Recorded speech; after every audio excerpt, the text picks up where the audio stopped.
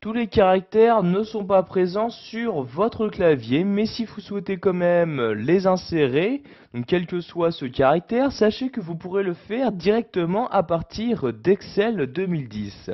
Donc pour accéder à ces différents caractères dans ce tableur, vous vous rendez en haut et cliquez ici sur l'onglet Insertion. Une fois dans cet onglet, vous vous déplacez tout à droite de celui-ci et cliquez ici sur Symbole comme ceci. Vous avez donc maintenant une nouvelle fenêtre qui s'ouvre. Dans cette fenêtre apparaissent tous les caractères spéciaux disponibles et insérables dans votre document. Donc vous voyez, j'ai par exemple ici différents signes mathématiques, comme ici la racine carrée, le signe infini, etc. Donc, vous pouvez, si vous le souhaitez, modifier la police de ces caractères spéciaux en cliquant ici sur cette flèche-ci. Et vous avez donc ces différentes polices qui apparaissent pour personnaliser, si vous le souhaitez, le caractère à insérer.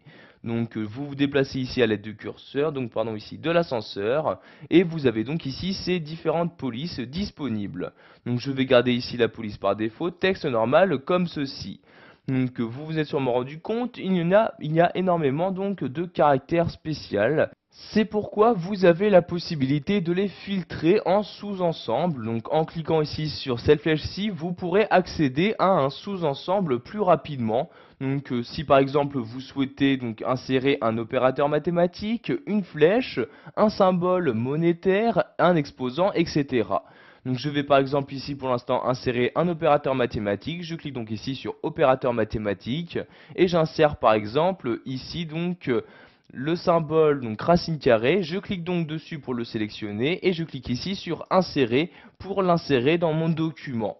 Donc ce symbole, ce caractère va être inséré automatiquement dans la cellule qui était sélectionnée. Donc ici vous voyez cette cellule, il y a bien ce caractère qui apparaît à l'emplacement souhaité.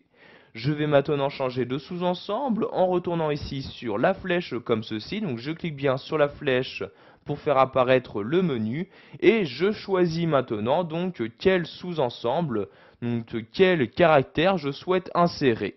Donc je remonte ici à l'aide de l'ascenseur comme ceci.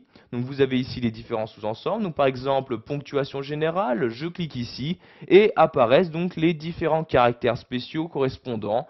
Donc par exemple ici, si je souhaite insérer le caractère pour 1000 comme ceci, je le sélectionne en cliquant dessus, puis je clique tout simplement sur insérer et voyez celui-ci s'insère bien dans la cellule correspondante.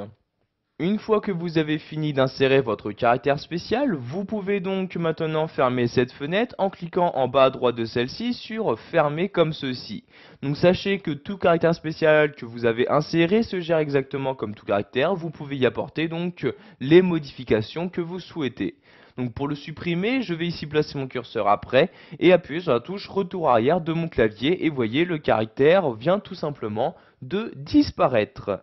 Voilà, vous avez appris dans cette vidéo formation à insérer des caractères spéciaux, donc caractères qui ne sont pas forcément présents sur votre clavier.